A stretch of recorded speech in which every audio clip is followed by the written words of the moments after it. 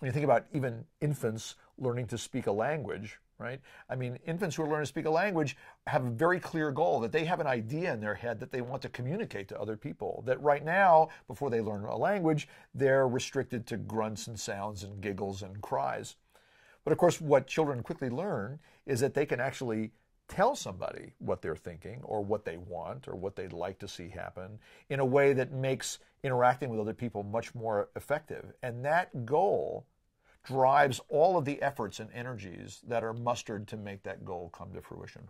I have one more thing about infants that I think is really clear. When you watch little babies who are so young they haven't learned to ambulate and control their bodies yet, when they want something across a room, like they see some delectable cat dish that they'd love to put in their mouths, because that's what babies want to do, is put things in their mouths.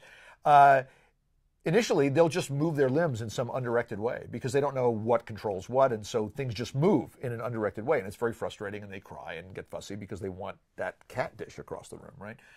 But over time, what an infant learns is if they sort of shift their weight forward, they can fall onto their bellies, and now they're that much closer to the cat dish than they were before they fell over.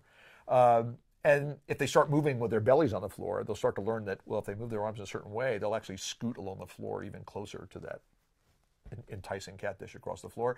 And they might even learn that if they push themselves up on their hands and their bellies off the floor, now if they move forward, they can actually make more progress toward the cat dish.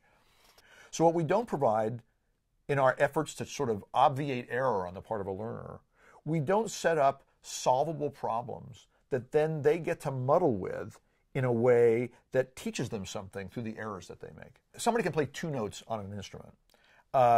They can play a two-note melody. And every child, I would argue, is capable of saying, if you're going to play that melody in a way that your baby brother was fussy and didn't want to go to bed, and you want to play that two-note melody in a way that would calm your brother down, there are very few children who wouldn't know what to do to the character of the sound that they're producing in a way that would accomplish that goal.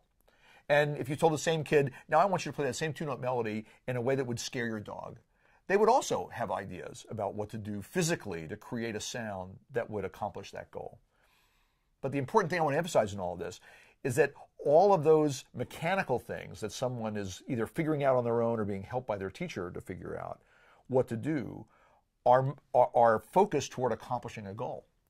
And what happens often when we teach people a new thing is that the goal is only in the mind of the teacher. So as your teacher, I know that way out there in the future, I'm going to teach you these skills, and someday you're going to be able to use these in some way to effectively accomplish whatever auditory, emotional goal or idea you want to convey to a listener. But that's too late. Because while people are learning to play unmusically, it's not that they're not learning anything about musicality. They're learning something about musicality, but it isn't anything that we want them to be learning about musicality, which is when I'm playing, I shouldn't be thinking about that now because I'm trying to make this rest stroke work.